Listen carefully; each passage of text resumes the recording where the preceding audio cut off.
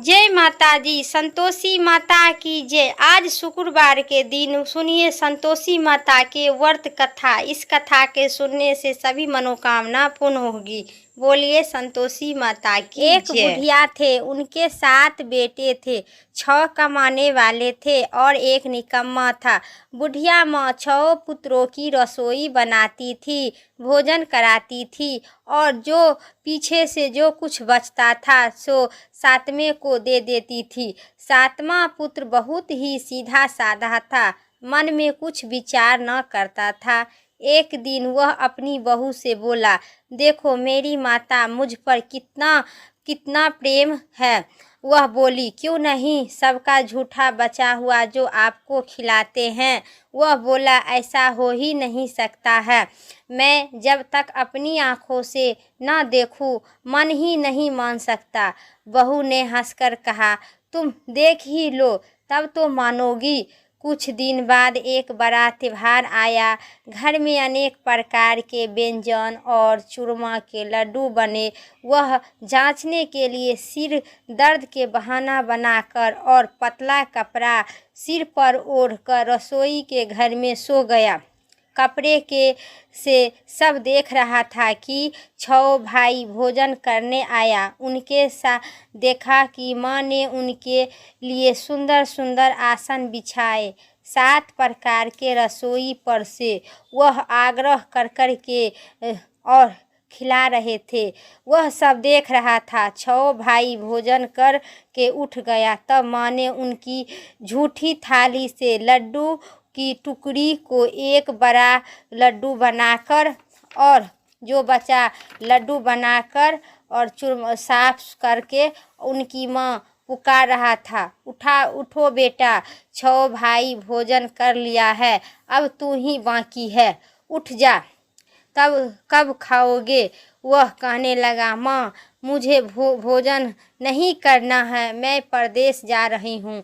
माता ने कहे, कल जाता हो है सो आज ही चला जा।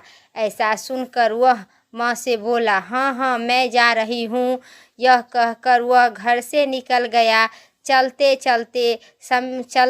समय बहू के याद आई और वह गौशाला में खंडे थाप रही थी। उनके पास जाकर बोला, हाँ, वह बोला, मेरे पास तो कुछ नहीं, हम जावे परदेश, आवे कुछ काल बाद, तुम सही रहो, संतोष से रहो, धर्म अपने पला में बाँटो। बहू बोली, 2 निशानी अपनी देख दारू में, धीर शुरू में, बाती बारू में, सखियाँ मन बिछल है। वह बोला, मेरे पास तो कुछ नहीं है, यह अंगूठी है, से ले लो, अपनी कुछ निशानी मुझे दे दो। वह बोली, मेरे पास भी तुम्हें देने के लिए कुछ भी नहीं है। वह तो खंडा थाप रही थी और खंडा उसके कहा कि मेरा गोबर भरा हाथ है। उनके पीठ पर गोबर भरा हाथ से थाप उखाड़ मार दी। वह चल दिया। चलते चलते दूर देश में पहुंचा। वहां एक साहूकार की दुकान थी। वहां जाकर वह बोला, सेठ जी मुझे नौकरी पर रख लो। साहूकार के ज़रूरत थी सो साहूकार ने नौकरी पर रख लिया। उसने पूछा कि सेठ जी कितने पैसे मिलेगा। साहूकार ने कहा, काम देखकर दाम मिलेगा। उसने साहूकार की यहाँ नौकरी करने लगा। वहाँ सवेरे 7 बजे से रात 8 बजे तक काम करते रहा। कुछ दिन में दुकान का लेन देन, हिसाब किताब, ग्राहकों को माल बेचना, सारा काम संभालने लगा। साहूकार के 8-9 नौकर भी थे। सब चक्कर खाने लगे कि यह बहुत होशियार बन गया है। सेठ भी काम देखा और 3 महीने में ही अधिक मुनाफेदार बना दिया। 12 बरस में ही नामी सेठ जी बन गया और मालिक सारा कारोबार उस पर छोड़कर वह बाहर चला गया। इधर बहू की क्या बीतती है से सुन लीजिए। सास ससुर उसे बहुत दुख देने लगे। सारी का काम करवा रहे थे, उसके लकड़ी लेने जंगल में भेजा करते थे। इसी बीच घर की रोटी के आटे से जो भूसी निकलती थी, उसी भूसी की रोटी बनाकर रख दिया जाता था और फूटे नारियल के नरेली में पानी पिया जाता था। इसी तरह दिन बीतते गए। एक दिन वह लकड़ी लेने जा रही थी कि रास्ते में बहुत सी स्त्री संतोषी माता के व्रत करती दिखाई दी। वहाँ खड़ी होकर कथा सुनकर बोली बहन, यह तुम किस देवता का व्रत करती है और इसके करने से क्या फल मिलता है? इस व्रत को करने से क्या विधि है? यदि तुम आपने इस व्रत को विधान मुझे समझा देंगे तो हमारी आप पर बहुत एहसान होगी, हमारा बड़ा एहसान मानूंगी। तब उसने एक स्त्री बोली, सुनो, यह संतोषी माता का व्रत है। इसके करने से निर्धनता, दरिद्रता नाश होता है, लक्ष्मी आती है, मन की चिंताएं दूर होती है, घर में सुख होने का मन प्रशांत होता है और शक्ति मिलती है। निपुत्र को पुत्र की मिलता है, पति बाहर गया है तो शीघ्र ही घर आ जाता है, कुमारी कन्याओं को मनपसंद वर होती है और राजद्वार में बहुत सी दिनों से मुकदमा चल रहा है तो खत्म हो जाता है। कलह कलेश से निपुण होकर सुख शांति हो, घर में धन जमा हो, पैसे आया जाया कर में लाभ होता है, रोग दूर हो जाते हैं तथा और भी मन जो कुछ मनोकामना है सब इस संतोषी माता की कृपा से पूरी हो जाती है। इसमें तनिक भी संदेह नहीं है।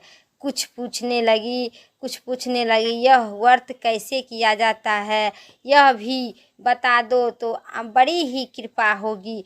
स्त्री कहने लगी, 1.25 रुपया का गुड़ चना लेना, इच्छा हो तो 5.25 रुपया को लेना, अपनी सहूलियत के हिसाब से अनुसार लेना और परेशानी श्रद्धा और प्रेम से जितना भी बन सके उतना लेना। 5.25 पैसे से 5.25 आने तक, इससे भी ज़्यादा शक्ति और भक्ति अनुसार गुड़ और चना लेना। हर शुक्रवार को निहार रहा कर कथा कहना सुनना, इसके बीच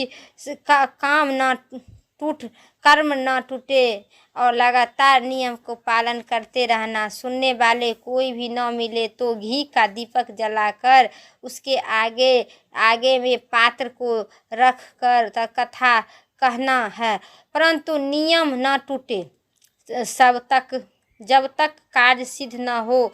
नियम का पालन करना और कार्य सिद्ध होने पर व्रत का भी माता का उद्यापन करना। 3 मास में माता पूरा न फल प्राप्त होती है तो यदि किसी को खट्टे न गृह कार्य हो तो माता भी 1 वर्ष का आवश्यक कार्य को सिद्ध कर देती है। कार्य सिद्ध होने पर ही उद्यापन करना चाहिए, बीच में नहीं। उद्यापन में 2.5 सेर आटे का खाजा और इसी परिणाम से खीर तथा चने की साग आटा 8 लड़के को भोजन कराना।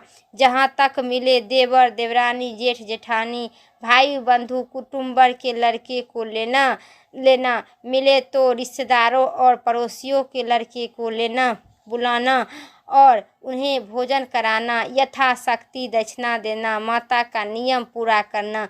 इसमें घर के कोई खटाई न खावे। यह सुनकर बुढ़िया की बहू चल दी, रास्ते में लकड़ी के बीज को बेच दिया और उस पैसे से गुड़ चना ले आई, व्रत की तैयारी कर दी। आगे चली और सामने मंदिर देखा तो पूछा, यह मंदिर किस का है? सब कहने लगा कि संतोषी माता का मंदिर है। देखा, पूछने लगी, यह मंदिर किस का है? यह सुनकर माता ने मंदिर में जा रहे थे चरण में लपटने लगी, विनती करने लगी कि माँ, मैं दीन हूँ, निपट हूँ, व्रत का नियम नहीं जानती हूँ, मैं बहुत ही दुख हूँ। सब कहते, माता जग जननी, मेरा दुख दूर करो, मैं तेरी शरण में आई हूँ। माता को दया आई। एक शुक्रवार बीत गया, दूसरी शुक्रवार को उसने पति का पत्र आया और तीसरे शुक्रवार को ही उनका भेजा हुआ कुछ पैसे आया। यह देखकर जेठ जेठानी मुँह सिकुड़ाने लगे। इतने इतने दिन बाद थोड़ा पैसा आया है, इसमें क्या बड़ी बात है। लड़के ताने देने लगे। काकी के पास तो पैसा भी आने लगा है, रुपया भी आने लगा है। अब तो काकी की खातिरदारी बढ़ेगी। अब तो काकी बोलने से भी नहीं बोलेगी। बेचारी सरलता से कहती है, भैया पत्र आवे रुपया आवे तो हम सब के लिए ही अच्छा है। ऐसा कहकर आंखों में आंसू भरकर संतोषी माता के मंदिर में जा हे मातेश्वरी के चरण में गिर कर रोने लगी। माँ मैं तुमसे पैसा नहीं मांगा हूँ। मुझे तो पैसे के क्या काम है, मुझे तो अपने सुहाग से काम है। मैं तो अपनी स्वामी के दर्शन और सेवा मांगती हूँ। तब माता प्रसन्न होकर कहा, जा बेटी तेरा स्वामी आएगा। यह सुनकर खुशी से बावली हो उठी। घर जाकर काम करने लगी। अब संतोषी माँ विचार करने लगी कि इस भोली पुत्र से मैं तो कहा दिया हूँ तेरे पति आएगा, पर आएगा कैसे? वह तो इसे सपन में भी नहीं याद रखता है। उसके याद दिलाने के लिए मुझे ही जाना पड़ेगा। इसी तरह माता संतोषी ने बुढ़िया के बेटा के पास जा और सपने में प्रकट होकर कहने लगी, साहूकार के बेटा सोता है या जागता है? वह कहता है, माता सोता नहीं हूँ, नहीं जागता हूँ, बीच में ही हूँ, कहिए क्या आज्ञा है? माँ कहने लगी, तेरा घर बार है कि नहीं? वह बोला, हाँ मेरा सब कुछ है, माता पिता भाई बहन बहू, क्या कमी है? माँ बोली, भोले पुत्र तेरी घरवाली घोर संकट से उठ रही है। तेरे माँ बाप उसे बहुत सता रहे हैं। वह तेरे लिए तरस रही है, तू उसकी सुधि ले। वह बोला, हे माता यह तो मुझे मालूम भी नहीं है, परंतु जाऊँ तो जाऊँ कैसे? परदेश की बात है, लेन देन का कोई हिसाब नहीं है, कोई जानने की रास्ता नहीं नज़र नहीं आता है, कैसे जाऊँ? माँ कहने लगी, मेरी बात मान। सवेरे नहा धोकर संतोषी माता के नाम ले, घी का दीपक जलाकर दंडवत कर दुकान पर जाकर बैठा। देखते देखते लेन देन सब चुकता हो जाएगा और जमा माल भी बिक जाएगा। सांझ होते होते धन ढेर लग जाएगा। सब तो आपको सवेरे उठकर और दिल्ली सब भाई ही जल्दी उठकर मित्र बंधुओं से अपने सपने की बात कही। वह सब उनकी बात अनसुनी कर दी और दिल लगाने लगे, दिल उड़ाने लगी। कही, सपने में भी सच होता है। एक बुढ़िया बोला, देखो भाई मेरी बात मानो, इस तरह सच झूठ को पर्दा लगाने के लिए देवता जो जैसे कहे हैं वैसे ही करना। आँख खोलकर और वह बूढ़े की बात सुनकर वहाँ से दुकान गया, लेन देन करने लगा। शाम होते होते उसे सभी माल बिक गया। नहा धोकर दंडवत गाय के दीपक जलाकर दुकान पर बैठा। थोड़ी ही में सब वह क्या होता है कि देने वाले रुपया लेकर आते हैं, लेने वाले हिसाब कोठे में भरे सामानों की खरीदारी नगद दाम में सौदा करने लगे। शाम तक धन का ढेर लग गया। मन में माता का नाम लेते प्रसन्न हुआ और घर जाने की वास्तव में गहना कपड़ा सामान खरीदने लगा। अब वह काम से लिपट कर घर का रवाना हुआ। वह बुढ़िया बेचारी बहू बेचारी जंगल से लकड़ी लेने जा रही थी। लौटते वक्त माता के मंदिर पर विश्राम करती थी। वह तो उनका रोज रुकने का स्थान ठहरा था। दूसरे से धूल उड़ती थी। माता ने पूछा कि हे माता यह धूल कैसी उड़ रही है? माता ने कही कि हे पुत्री यह तेरा पति ही है। अब तू ऐसा कर, लकड़ियों को 3 बोझा बना, एक नदी के किनारे रख दे, दूसरा मंदिर पर और तीसरा सिर पर रख के ले जा। तेरे पति को देखने लगी कि गंडा देखा और ले जा का दूसरे मेरे मंदिर पर रखो कर मोह पैदा करा, वह वहाँ रुकेगा, नाश्ता पानी बनाकर खाकर माँ से मिलकर जाएगा। तू लकड़ी का बोझ उठाकर जाना और बीच चौक पर गंडा डालकर 3 आवाज लगाना, लो सासू जी भूसी के रोटी दो, नारियल की खप्पे में पानी दो, आज कौन सा मेहमान आया है। माँ की बात सुनकर वह बहुत अच्छा माताजी कहकर प्रसन्न मन से लकड़ियों को 3 गंडे ले आई हूँ। यह जानकर एक नदी के तट पर एक माता के मंदिर पर रखा। इतने में ही वह मुसाफिर आ पहुँचा। सूखी लकड़ी को देखकर उनकी इच्छा हुई कि अब यहीं निवास करे और भोजन बनाकर खा पीकर गांव जावे। इसी प्रकार भोजन खाया, विश्राम ले वहाँ गांव को गया। उसी समय बहू सिर पर लकड़ी का गंडा लिया आता था। उसे आंगन में डालकर जोर जोर से 3 आवाज देती थी, लो सासू जी, लो लकड़ी का गंडा लो, लेके आई हूँ।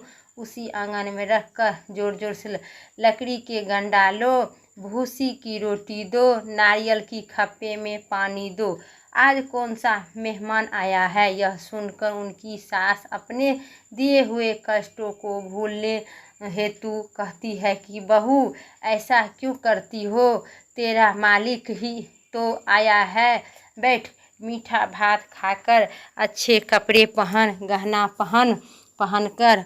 इतने में आवाज़ सुनकर उनकी स्वामी बाहर आता है और अंगूठी देखकर व्याकुल हो उठता है। माँ से पूछता है कि यह कौन है। माँ कहती है, बेटा तेरी बहू आज से 12 वर्ष हो गया है।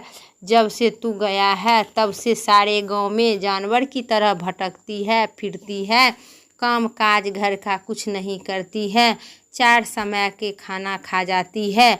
अब मुझे देख भूसी की रोटी और नारियल की नवेली की खप्पे में पानी मांगती है। वह लज्जित से बोला, ठीक है माँ, मैं इसे भी देखता हूँ और तुम्हें भी देखता हूँ, अब मुझे दूसरे घर की चाबी दे, उसी में मैं रहूँगी। तब माँ बोली, ठीक है बेटा, जैसी तेरी मर्जी। यह कहकर माँ चाबी के गुच्छा पोटली दे दिया। उसने लेकर दूसरे कमरे में जाकर तीसरे मंजिल के ऊपर रूम खोलकर रहने लगा। यह कहते हुए माँ ने चाबी के गुच्छा पटक दिया। उसने लेकर दूसरे कमरे में जो तीसरे मंजिल के ऊपर था खोलकर सारा सामान रखा। एक दिन में ही वह राजा के महल जैसा ठाट बाट से रहने लगा। अब क्या होता है, वह सुख भोगने लगी। इतने ही में पति से बोला, अगला शुक्रवार आया। उसने अपने पति से कहा, मुझे माता के उद्यापन करना है। उनका पति बोला, बहुत ही अच्छा है, बहुत अच्छा, खुशी की बात है। तुरंत ही तू उद्यापन की तैयारी करने लगी। जेठ के लड़के को भोजन के लिए कहने गई। उसने मुंह सिकुड़ाकर मंजूर किया, परंतु पीछे से जेठानी अपने बच्चों को सिखाती है कि अरे भोजन के समय जब लोग खटाई मांगता है जिससे उनका उद्यापन पूरा ना हो सके, लड़के का जी न भाए, लेकिन खीर पेट भर कर न खा पाएंगे। परंतु बाद याद आता है कि कहने लगा, हमें कुछ खटाई खाने के दे दो, खीर खाना मुझे भाता नहीं है, देखकर अरुचि आता है। लड़के के उठ खड़ा हुआ। वह बोले, पैसा ले लो। भोली बहू ने जानती नहीं थी कि उन्हें पैसा दे दी। लड़के ने उसी समय उठकर और दुकान जाकर इमली खरीद कर खा ली। यह देखकर बहू पर माताजी की बहुत ही प्रकोप किया। राजा ने दूत के पति को पकड़ के ले गया। जेठ जेठानी मन ही मन खरी खोटी वचन सुनाने लगी। लूटपाट कर जो धन लाया है, इकट्ठा किया है, सो राजा ने दूत से पकड़वा कर ले गया। अब सब मालूम पड़ेगा। जब डंडा जेल के हवा खाएगा तब मालूम पड़ेगा। बहू से यह वचन सहन नहीं हुई। रोती रोती माता के मंदिर में गई और कहने लगी, माता तुमने यह क्या किए, हंसा कर रुला दिए। माता बोली, पुत्री तू उद्यापन करके मेरा व्रत भंग किया है, इतनी जल्दी सब बात भूल गई। वह कहने लगी, माता भोली हूँ ना कुछ अपराध किया हूँ। मुझे तो लड़के को भूल डाल दिया है। मैं भोली हूँ और मैं अपराध किया हूँ जो उन्हें पैसे दे दिया। मुझे क्षमा करो माँ। माँ बोली, ऐसा ही भी होगा, भूल होती है, इतना जल्दी भूल गई। माँ वह बोली, मुझे माफ़ कर दो माँ, फिर तुम्हारी उद्यापन करूँगी। माँ बोली, अब भूल मत करना। वह बोली, अच्छा माँ, अब भूल नहीं करूँगी। अब बता दूँ क्यों कैसा आवेगा। माता बोली, पुत्री जा, तेरा मालिक तुझे रास्ता में ही मिलेगा। वह निकली, रास्ते में ही पति आता मिला। उन्हें पूछा, आप कहाँ गए थे? वह कहने लगा, इतना सारा जो धन कमा के लाए हैं और इकट्ठा किए हैं, सो राजा मांगा था, उसे भरने गए थे। वह प्रसन्न भर होके बोली कि भला हुआ, अब घर चलिए। कुछ दिन बाद फिर शुक्रवार आया। वह बोली, मुझे माता के उद्यापन करना है। पति ने कहा, हाँ कर लो।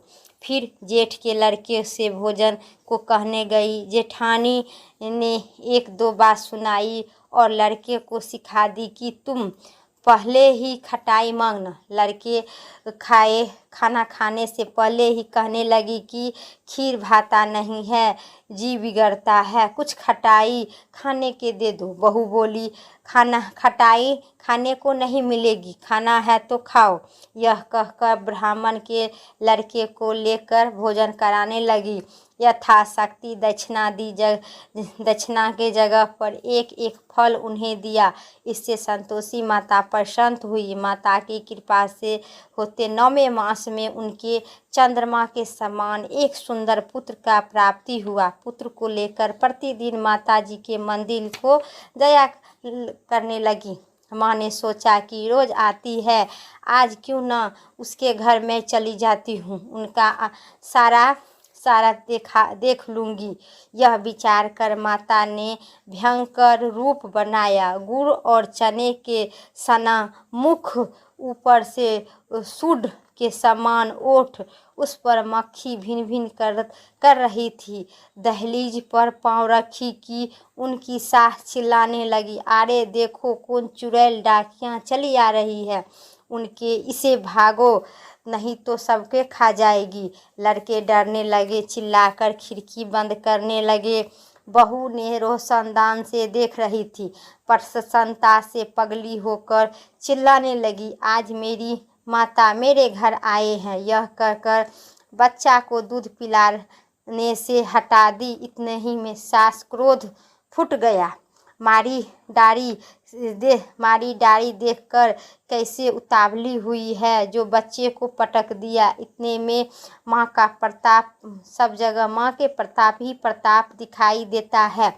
लड़के नजर आने लगी। बहू बोली, माँ जी मैं इनका व्रत करती थी, यह माता संतोषी है। इतना ही कहकर झट से सारे घर की किवाड़ खिड़की खोल दी। सबने माता के चरण पकड़ लिया और विनती करने लगी और कहने लगी, हे माता, हम मूर्ख हैं, हम अज्ञानी हैं, तुम्हारे व्रत का विधान नहीं जानते थे, तुम्हारे व्रत में भंग करे हैं, हमें बड़ा अपराध किया है, हमें हे माता हमारा अपराध को क्षमा करे। इसी प्रकार माता प्रसन्न हुई। हे माता, बहू को जैसे फल दिए हैं वैसे ही सबको देना। जो यह कथा पढ़ते हैं उनका मनोरथ पूर्ण करना। बोलिए संतोषी माता की जय। हे संतोषी माता, जैसे उस बुढ़िया के बहू के फल दिए हैं उसी प्रकार का कथा सुनने एवं कथा पढ़ने समस्त जगत को इसी प्रकार को मनवांछित फल की प्राप्ति देना। बोलिए संतोषी माता की जय, जगत जननी की जय। अब सुनिए संतोषी माता की आरती। जय संतोषी माता मैया, जय संतोषी माता। अपने सेवक जन को, अपने सेवक जन को सुख संपत्ति दाता। जय संतोषी माता।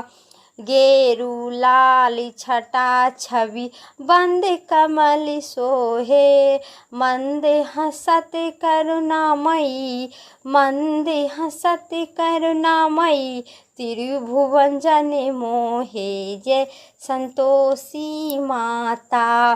सुंदर चीर सुनहरा माँ धारण किन्हो।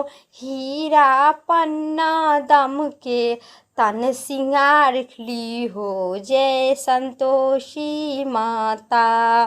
स्वर्ण सिंहासन पर बैठी चवर झूले प्यारे। धूप दीप नवेद मधु नेबा भोग धरे न्यारे। जय संतोषी माता। गरुड़ अरुचना परम प्रिया तमे संतोषी कियो। संतोषी कहलाई भक्तन विभ भारे दियो। जय संतोषी माता। शुक्रवार प्रिय मानता आज दिवस सोहे। भक्तन मंडली आई कथा सुनत मोही। जय संतोषी माता।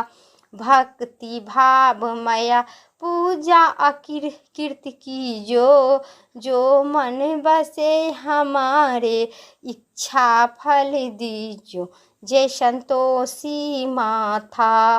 दुखी दरिद्रता रोगी संकट मुक्त कियो। बहु धन धन भरे घर सुख सौभाग दियो। जय संतोषी माता। ध्यान धरो जाने तेरी मन वांछित फल पावे। पूजा कथा सरवन करे घर आनंद आवे। जय संतोषी माता। शरण कहे की लाज रखियो जगदम्बे। कष्ट तू ही निवारे दयामयी अम्बे। जय संतोषी माता। संतोषी माता की आरती जो कोई जन गावे। मैया जो कोई जन गावे। सिद्धि रिद्धि सिद्धि सुख संपत्ति जी भर के पावे। ओम जय संतोषी माता मैया, जय संतोषी माता। बोलिए प्रेम से संतोषी माता की जय। मेरा शुक्रवार की वीडियो कथा इतना ही तक था। वीडियो अच्छी लगे तो लाइक करिए, चैनल पर नए हैं सब्सक्राइब करके कमेंट में संतोषी माता की जय ज़रूर लिखिए। फिर अगले वीडियो लेके आते हैं, तब तक के लिए स्वस्थ रहिए, मस्त रहिए। जय श्री राम, राधे राधे।